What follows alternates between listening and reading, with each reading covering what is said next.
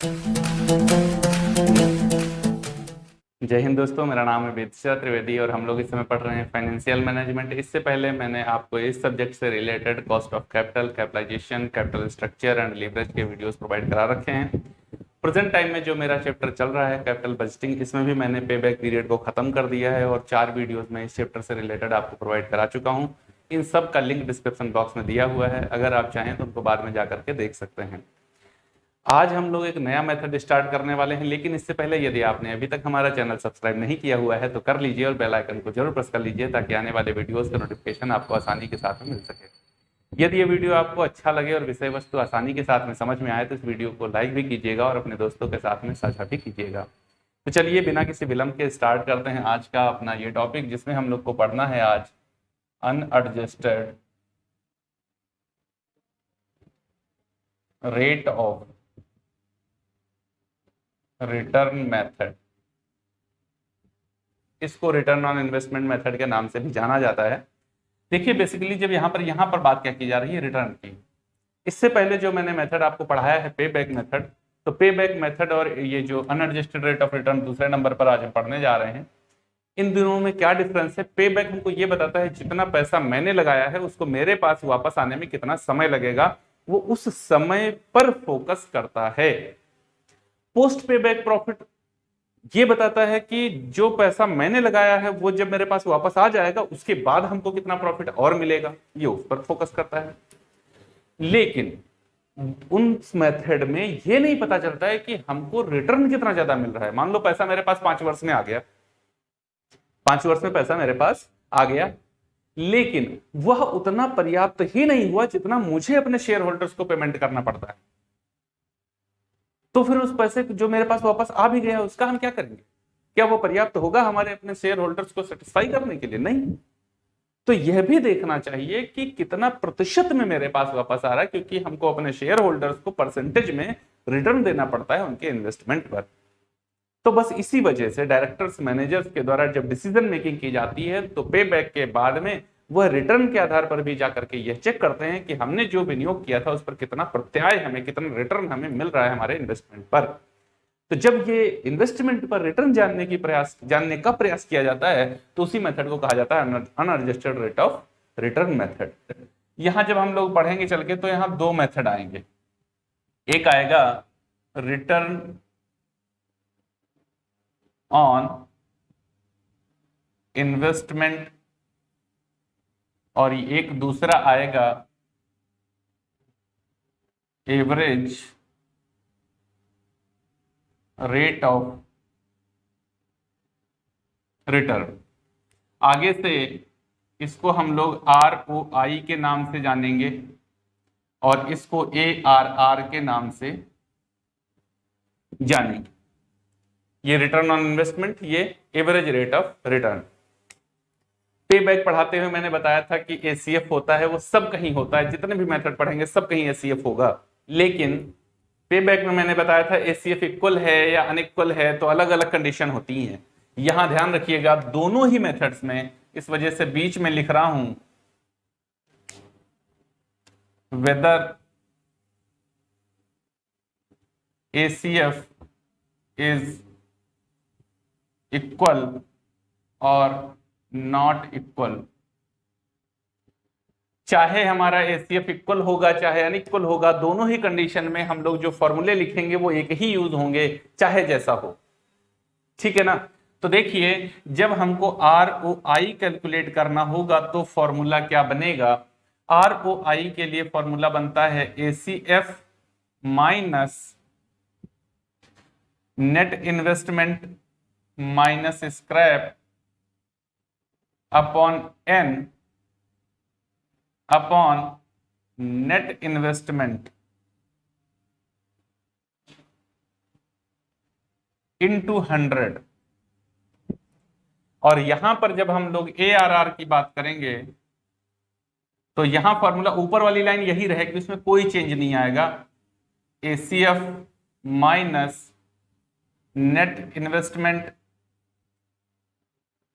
Minus scrap upon N। लेकिन यहां पर अब होगा नेट इन्वेस्टमेंट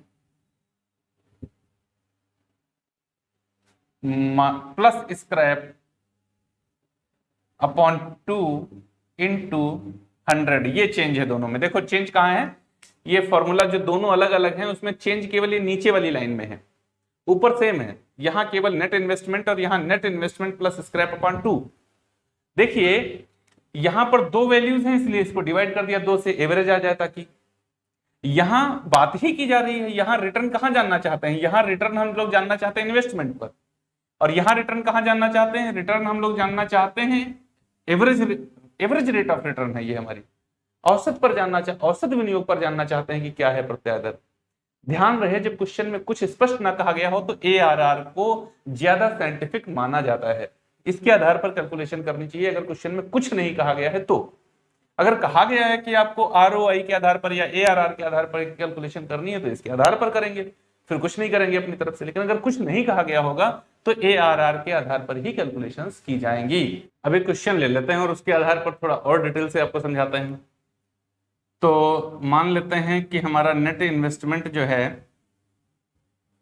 वो 50 लाख रुपए का है, ACF जो है वो 12 लाख रुपए का है, और स्क्रैप जो है, स्क्रैप वैल्यू वो 2 लाख है, लाइफ 6 वर्ष है। ठीक है, ये क्वेश्चन हो गया हमारा। ध्यान दीजिएगा जब आपसे क्वेश्चन सॉल्व करने को कहेगा तो इस टाइप के 3-4 प्रोजेक्ट होंगे आपके पास, और उन सब में आपको अलग अलग सब की कैलकुलेशन करके जिसका रेट ऑफ रिटर्न ज्यादा होगा आपको उसे एक्सेप्ट करना है। अगर आप इस आधार पर लगा रहे हैं रिटर्न ऑन इन्वेस्टमेंट के आधार पर या फिर ARR के आधार पर कर रहे हैं तो दोनों में ही जिसका रिटर्न ज्यादा आएगा मुझे उसे एक्सेप्ट करना है। बात क्लियर है? तो इस क्वेश्चन के आधार पे मैं आपको दोनों मेथड में समझाता हूं चल के, लेकिन उससे भी पहले मैं बताता हूं यार एक्चुअली कोई मेथड होता ही नहीं है। कैसे?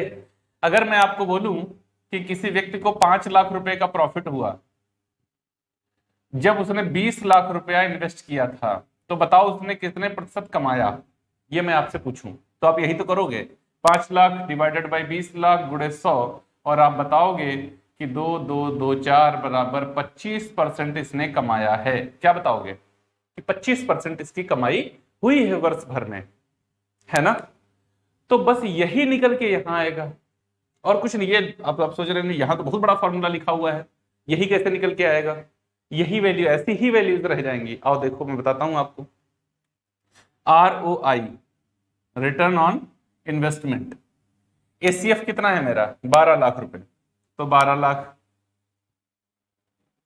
माइनस मेरा इन्वेस्टमेंट कितना, NI का मतलब है नेट इन्वेस्टमेंट, वो है मेरा 50 लाख। स्क्रैप कितना आएगा, वो आएगा 2 लाख, डिवाइडेड बाई N का मतलब है लाइफ, तो 6 वर्ष, अपॉन इनिशियल इन्वेस्टमेंट, तो ये कितना है फिर से 50 लाख। चलो अब बताओ ROI।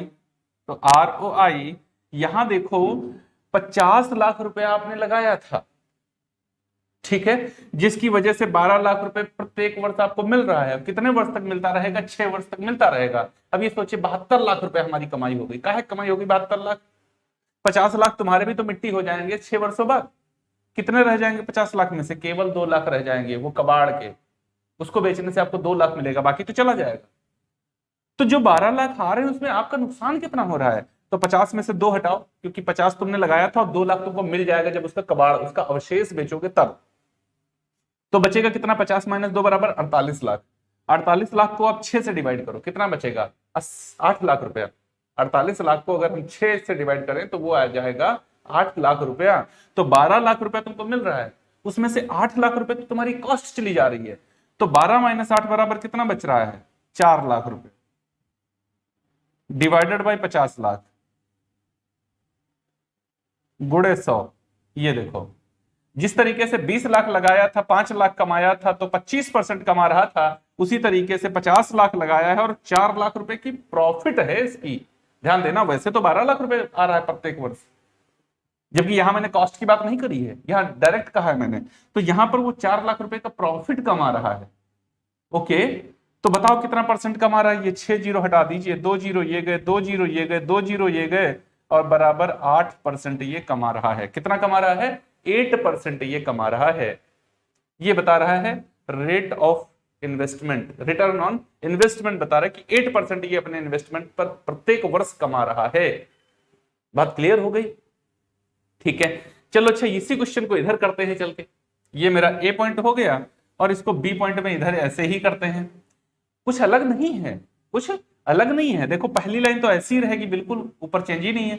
नीचे बस इसने investment, net investment plus scrap upon 2 कर लिया है। Net investment plus scrap upon 2, तो इसको ऐसे सॉल्व कर देंगे। देखो यहां तो ये 4 लाख तो ऐसे ही आएगा ही आएगा, क्योंकि यही क्वेश्चन हमने उठा लिया है इधर से। भाई पूरा सॉल्व करोगे तो 4 लाख आएगा, अपॉन यहां पर 50 lakh plus 2 lakh divided by 2 into 100, तो 4 लाख डिवाइडेड बाई 26 लाख, 52 लाख को 2 से डिवाइड करोगे 26 लाख आएगा इंटू 100। सॉल्व करो, ये 5 जीरो कट गए, 2 जीरो ये कट गए, 3 जीरो ये कट गए, 4 तियां 12, 4 चक्कू 16, 1 17, 4 8 32 और 1 33, और 4 तियां 12 और 3 15, 15.375%। एवरेज के आधार पे निकालोगे तो इस तरीके से ये इतना आ जाएगा।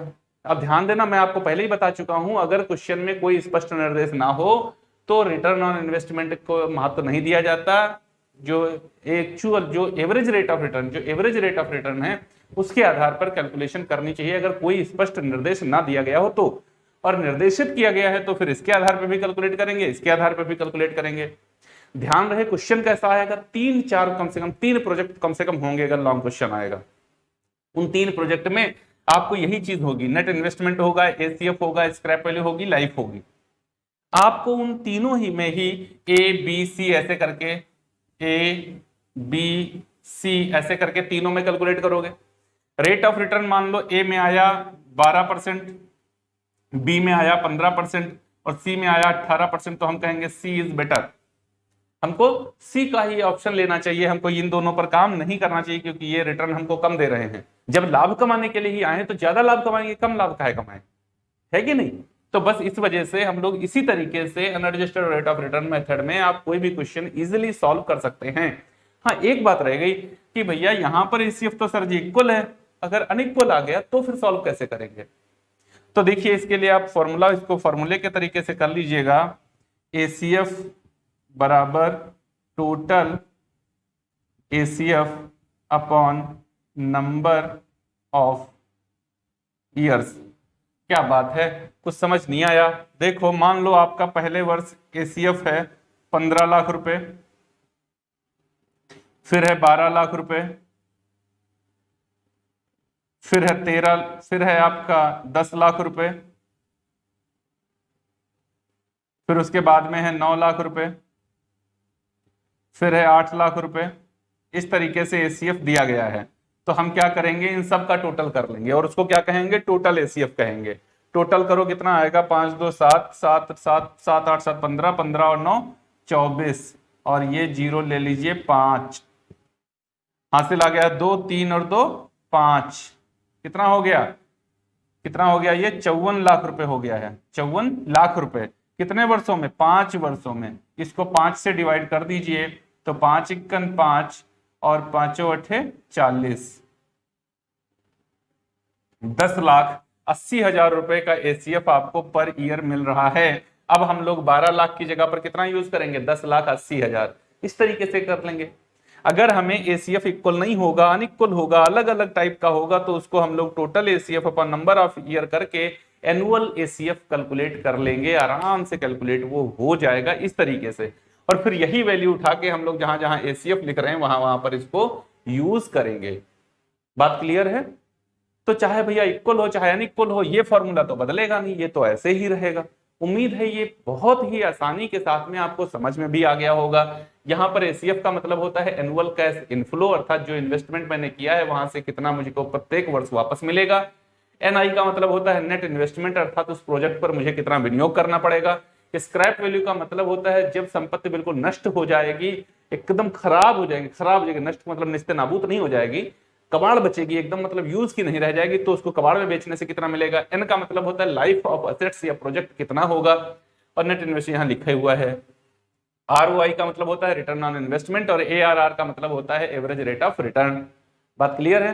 तो उम्मीद है ये आपको बहुत ही आसानी के साथ में समझ में आ गया होगा। अब आप चाहे साहित्य भवन पब्लिकेशन की किताब कर रहे हो, चाहे जवाहर पब्लिकेशन की किताब कर रहे हो, चाहे कोई अन्य किताब से आप क्वेश्चन सॉल्व कर रहे हो या अपनी स्टडी कर रहे हो, आपको इस मेथड में सबसे ऊपर हेडिंग पड़ी हुई मिलेगी, unregistered rate of return method, when ACF is equal, फिर आगे 10-12 क्वेश्चन मिलेंगे, फिर आगे 10-12 क्वेश्चन होंगे जब हेडिंग पड़ी होगी when ACF is not equal.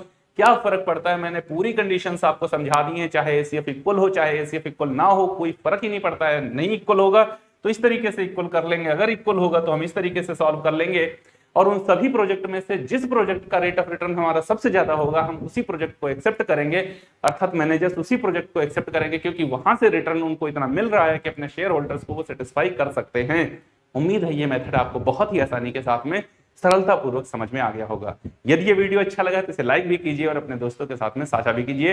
हमारा चैनल सब्सक्राइब नहीं किया है तो कर लीजिए और बेल आइकन को जरूर प्रेस कर लीजिए, ताकि आने वाले वीडियोस की नोटिफिकेशन आपको आसानी के साथ में मिल सके। हम लोग मिलेंगे अपने अगले वीडियो में और एक नए मेथड के साथ।